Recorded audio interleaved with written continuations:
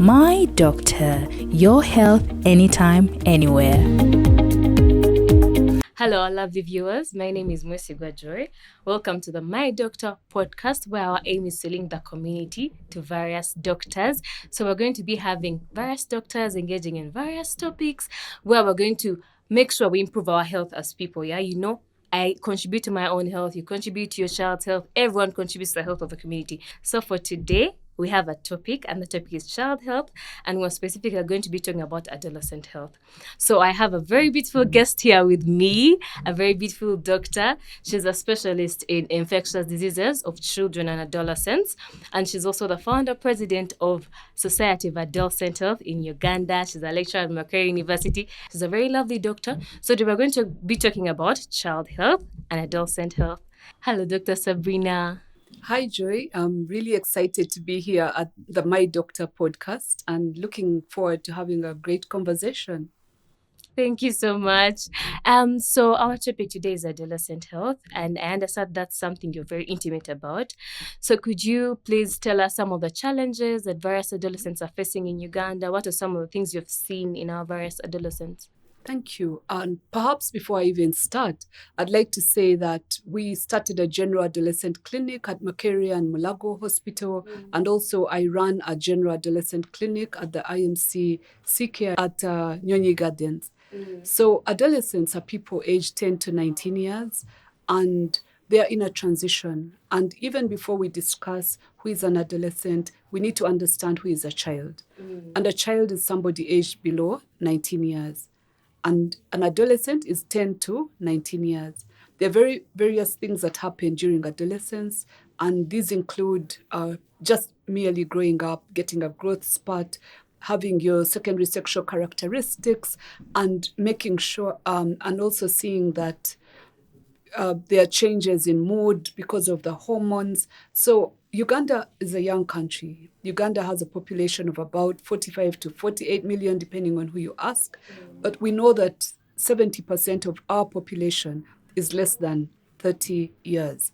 And adolescents are approximately maybe like between 24 million and below, so which is a high population. So if we don't take care of these adolescents, they may fall through the cracks of our healthcare system. As a pediatrician, I know that my work is to ensure that children grow up, that they are healthy as they are growing up. But then when they reach their second decade of life, people forget about them.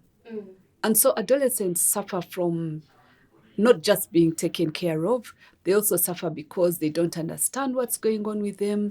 They may have mental challenges. Some of them become experimental with sex and they get sexually transmitted infections. They are going through a growth spurt where they are demanded of to excel in school.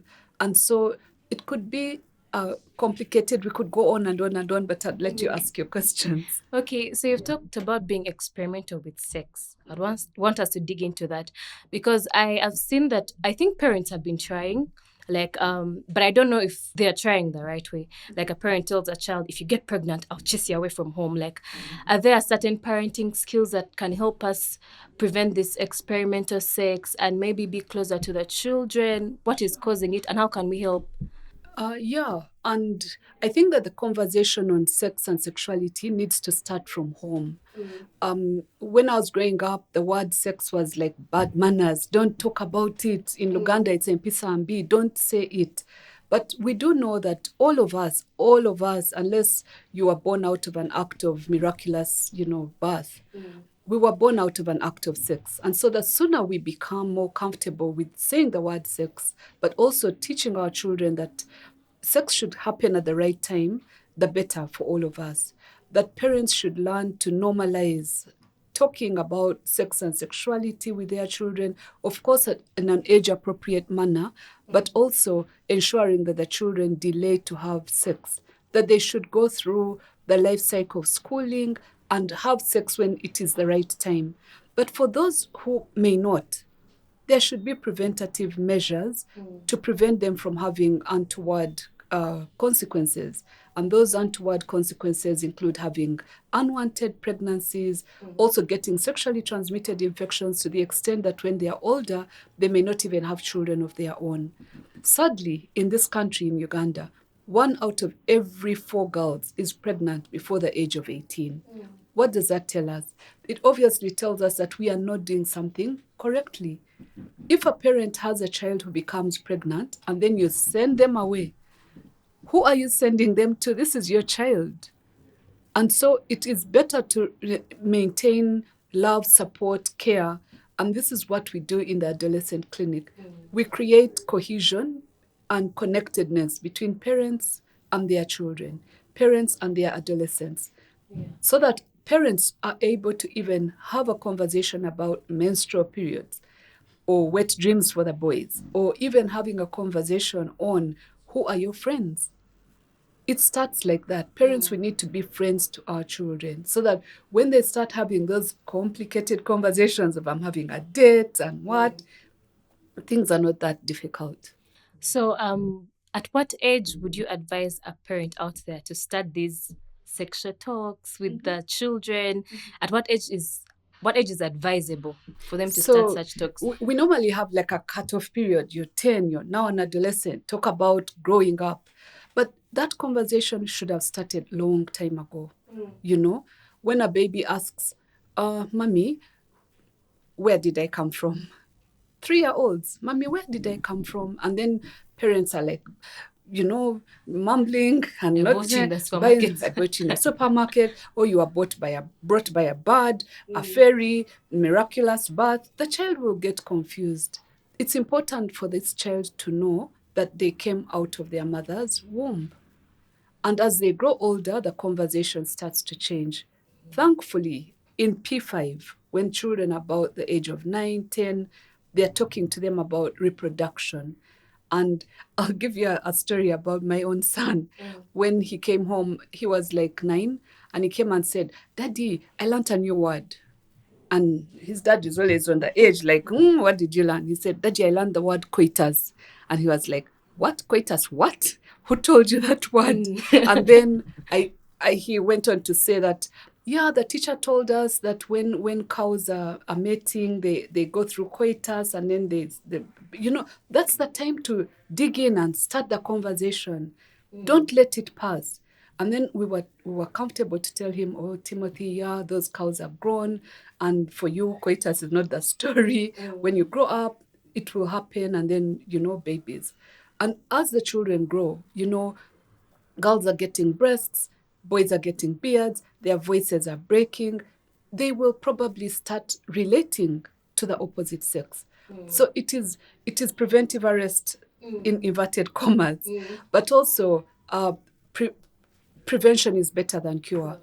If you talk to your child and tell them, look, you're now a big girl, you could become pregnant if you slept with somebody, you're now a big boy, your beard has grown, I can see your muscles are bigger, don't start relating with a girl that way because you could get her pregnant. And then the laws of the land are clear. The laws of the land state, if you have carnal knowledge with each other, whether you're below 18 or whatever, you're committing defilement on each other. I tell the adolescents that don't be in the situation where you're arrested for defilement.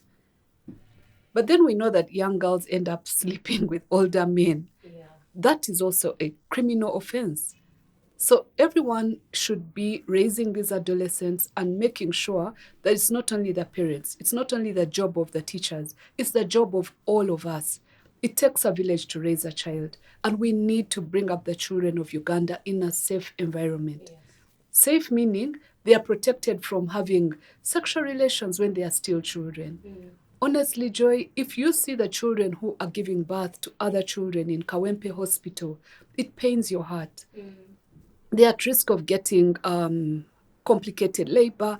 They are at risk of getting babies who are preterm, and those babies are also at risk of dying and also at risk of getting complications. So many things, but together with these conversations, I believe we are going to make a big impact and ensure that our children are protected. Yes. Thank you so much. To our viewers, I hope you're listening. And to the parents, please let's try to talk to our children about these things, as Dr. Sabrina said, when they're still young, so that as they go, we try to prevent the things that we don't want to happen to them in that regard. So another thing that I've noticed about teenagers personally, or adolescents, is they're very secretive, or like they keep secrets. They don't want you to touch their phone. They're not talking to their parents. They're locking themselves up in bedrooms. They're acting up. So do you think as parents, is that the fault of the teenager? Is that the fault of the parent? So, thank you. And indeed, it is normal for teenagers to have what we call blues. The blues mean what? That they reach a point and they are depressed. Remember, for the first time in their life, the hormone called estrogen and progesterone and testosterone is pouring into their brain. It's pouring into their entire body. So it's important for us to appreciate that they are growing up. It's not the end of the world. But also we know that adolescents are very sensitive. If they are bullied at school, if they are shouted at, if they don't achieve their educational aspirations, they may be sad. And when they keep quiet, don't allow them to keep quiet, because depression can actually be setting in. And depression is a mental health condition that should be treated. If you look at your child and they've locked themselves in the room, day 1, day 2, the whole holiday, what are you doing as a parent? Find out. Because the next time you know, this child would have cut themselves or even hung themselves on a rope. So let us be sure that we keep the conversation going and not yelling at the child. It should be done out of love. If, for example, today my child won't wake up to have breakfast with me, I should find out. We've reached a level where, we need to reverse the way we were parented. When we were parented, it was commando style. You either do it or chiboko. Chiboko is not going to work. The more you beat a child, the more you lose their self-esteem, the more they are going to be like, you know what? I've resigned. If you think you're going to chiboko me into growing up, let me resign and I won't talk to you. But let us continue having this conversation. And I think that parents need to have an open door policy. Leave the doors open and keep the hugs coming. But if we leave that doors open, aren't you invading my privacy as a parent? No. I'm not saying like a physical door, like your bedroom door, leave it open. Okay. But the door to have a conversation. Yeah. If you come and talk to your child today and the child is saying, Mommy, I'm not in a mood. I'm not going with you to the market. Tomorrow, try again or find out what is going on.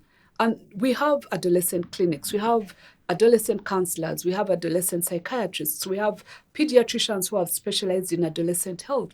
Let us have a conversation. Remove the friction. I know adolescents who have not spoken to their parents for months. And it's hurting them. It's hurting the parents. Everyone at home is sad. They don't know what else is going to happen. But when you reconcile them, when you make sure that they are talking to each other, the problem is so small. My dad snooped into my phone. He saw my secrets. My mom snooped into my phone. She saw a picture of my boyfriend. Is it the end of the world? No. So can we keep moving on? We need to teach adolescents to pray. You know how we say that a family that prays together stays together? How about the families create a situation where they are all praying together? For the Christians, pray, reading the Bible together. For the Muslims, reading the Quran or saying the 5 prayers. For the Hindus, it doesn't matter. But let the families know that something should unite them. It could be eating on the same dinner table. It could be praying together. It could be playing together a game of football or a game of netball or taking a walk together. Do you think some of these challenges that we have talked about, do you think they could be genetic? Do you think some of these things are spread from the parents genetically? So genetics is a really huge topic, maybe for another day. But the genes are passed on from one child to another, rather from one parent to another, and they are generational. That's why they are called genes. So genes are the smallest component of humanity. And those genes sit on chromosomes, and those chromosomes are a part of our DNA, and they make us as humans. The way you look, the way you speak has something to do with both your parents and their parents and your grandparents and your great-grandparents. You could trace it back and back and back and back. However, what I'd like us to talk about right now and really quickly is something called epigenetics. That if a mom is stressed when she's pregnant with this baby, if a mom is stressed as she's giving birth to this baby, the baby could also acquire the stress gene. If a mom takes alcohol when she's pregnant, the baby could acquire the alcohol intake gene. So we need to be careful. And those genes can be passed on transgenerationally for 3 generations. So when we talk about do not hit your child, fathers, do not beat your wife when she's pregnant. Cuddle her, support her, give her a good massage, talk to the baby when the baby is in utero. We are serious about it. Yeah, also massaging the abdomen. And the mama it's is so pregnant. important. Yeah, and that just baby listening to daddy. That my big prayer is that children should be brought up by both their parents. Of course, there are situations where this cannot happen, but for sure, God created us in such a way that we should have a mom and a dad, and if daddy is not available, have a father figure. Because women, we have a lot of estrogen, we have a lot of testosterone, we are calm, we are naturals, we don't bring that macho thing of, hey, be tough, be strong, and which daddies bring.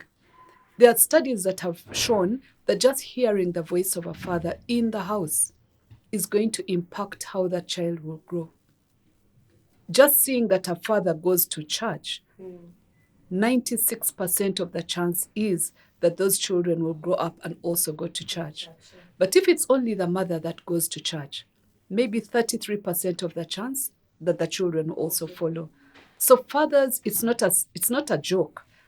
Fathers are the head of the house. Fathers must lead, and then the mothers support. Much as we are saying today, yeah, it's a companionship, it's a what, but we need families to be real families and support each other. So as we almost come to the end, could you give our parents out there some advice on children and also majorly adolescents? Like, what tips, what can they do to improve the health of their children? Not just like this health of diseases and what, but also like the mental health to bring up a very holistic child and everything. Yeah. Awesome. And as we talk about health, we need to define health. It's lack of infirmity of disease or any disease process. And it's now that we need to understand that physical health is not the only health. It is emotional health, it is mental health, it is even sexual health.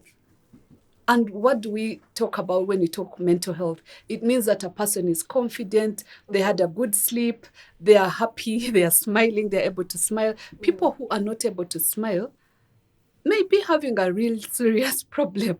And if this goes on for a very long time, maybe we start thinking they are depressed. Yeah. So parents need to watch out for these things. But also parents should be responsible and get their children vaccinated for the things that they vaccinated them before they were 1 year of age, but also during adolescence, we repeat the vaccinations for tetanus, for diphtheria. We also give human papillomavirus vaccine, ensure that these teens are not getting tuberculosis, ensuring that they are in a safe environment, but also that they are preventing non-communicable diseases. For malaria, yes, we know buy a mosquito net, ensure that if the child gets a fever, and by the way, malaria in adolescents is very serious. It causes kidney injury, it can give you cerebral malaria, so we need to be serious about making a quick diagnosis. But then there are other diseases like mental illness, and mental illness can start during adolescence. We know about bipolar disorder, we know about schizophrenia. It starts during adolescence. Some epilepsy disorders can also start during adolescence. Last week, I made a diagnosis of a 10-year-old who sadly started getting seizures. She was a perfectly healthy child, but at 4 a.m. every night, she would get a convulsion. And she was living with somebody who cared. Somebody who cared about her. So this person would go check on her and would find her convulsing. So put her in the same room as her and this child continued to convulse. Imagine if this child was staying with somebody who does not care. Today we've put her on treatment. She's progressing well with her treatment, and we are going to have a good outcome.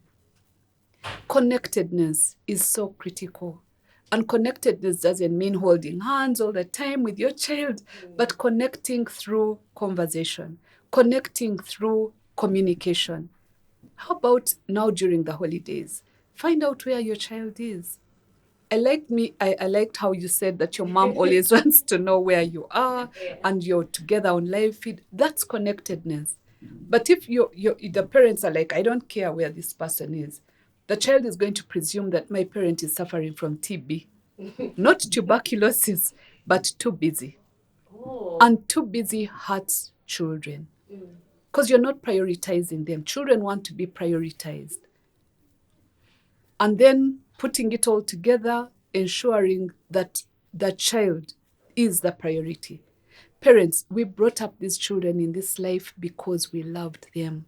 Let us continue to love them. Let us see our children not only surviving, but thriving and then transforming their society. Parents want to leave a legacy. I know where my parents are. May their souls rest in peace.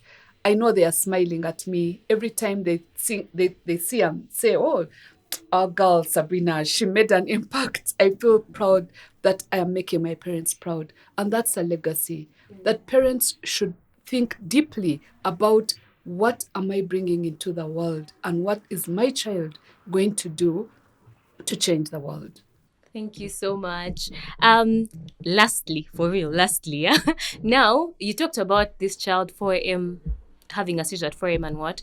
So there's something I've been reading about called telemedicine, where doctors can easily connect with patients through digital devices, an app, telephone services and what. And that's something that has not been embraced yet in our country very well. It's there, but it's low-key. So do you think that could be a game changer in our country? Because you never know, this lady could panic and want to talk to someone, but they have no access. So do you think telemedicine could be a game changer in health and specifically child health? For sure, yes. And as we embrace digital technology and digital health, we need to talk about telemedicine. And I like the way you said it's low-key. I know there are some people who have done so well, like Rocket Health. I really respect what they are doing. That you can pick up the phone and communicate and you get an answer. And we need to appreciate such good practices. However, we've also known that we can be bombarded by parents. Like, personally, on your WhatsApp, before the parent even picks up a phone and calls you, they are sending you pictures of the child's poop. They're sending you pictures of, I don't know what, the rash, the this, the that. And if it's not something that is really critical, I would say, yeah, go to the nearest doctor and then we can have a conversation.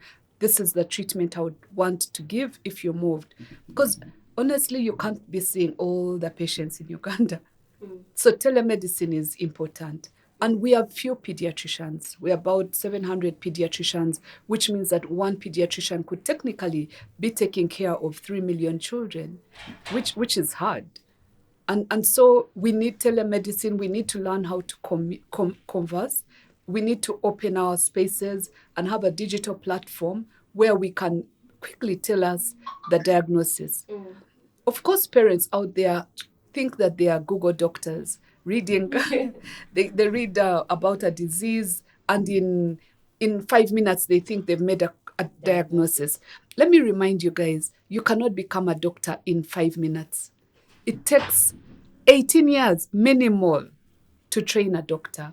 And by the time a person becomes a doctor, they know differential diagnosis, they know the correct treatment, and they can make the correct diagnosis and treatment. Misdiagnosis is a problem. If you make a misdiagnosis, you're going down a rabbit hole that could end up killing the patient. And we don't want the patients to die. So something that looks like measles could be so many other things under the line. It could be German measles, it could be varicella zoster, it could be a drug reaction, it could be whatever. Okay? So please don't turn yourselves into Google doctors. And not every fever requires an antibiotic. That's the other thing. That if a child has a fever, this must be a bacterial infection, and so they start the patient on antibiotics. We have to be careful. So telemedicine will certainly be of value, and it will help us to reduce on the congestion in the hospital. I know that today many platforms are coming up, including EMRs, like electronic medical records, where we can see the patient electronically and make a prescription, and then the medicine is sent to them. And that became even more popular when during COVID, people couldn't move. So yeah, we need to embrace it and embrace it properly. By building systems and building standard operating procedures, we will protect the population. It is our responsibility not to wrongly prescribe. Okay, thank you so much, Dr. Sabrina. On behalf of the My Doctor community, we want to thank you so much for taking off time to come and talk to us about adolescents. I feel like I've learned a lot in these few minutes. I feel like I am ready to help any adolescent around me in any way. So we want to thank you so much. So we have come to the end of this podcast. So I'd want you to give any closing remarks. Tell us about your ABCDs. Wow. Oh, yeah. Thank you very much again, Joy. So my ABCDs are nothing to do with abstinence. Just because I'm a doctor, I believe people will be thinking, that's what she's going to say. No. Every person has to have a personal first aid kit. And my personal first aid kit since 2017 is A, ask for what you want, B, be who you say you are, C, care about others, and D, dare to live your dream. We all have dreams, and those dreams should turn into reality. Make a difference in whatever you do, but be of value. Okay, so to our lovely viewers, hope you've enjoyed the episode like I have. Hope you've learned a lot about adolescent health and child health in general. And I'm so thankful to Dr. Sabrina who's made time to come and talk to us. So hope you've learned a lot. And we're going to be having more doctors coming on board to teach us about various things. So tune in every week. We'll be having these episodes on the My Doctor platform and on all the platforms of our other partners. Thank you so much. My name is Mwesigwa Joy. Stay with us. My Doctor, your health anytime, anywhere.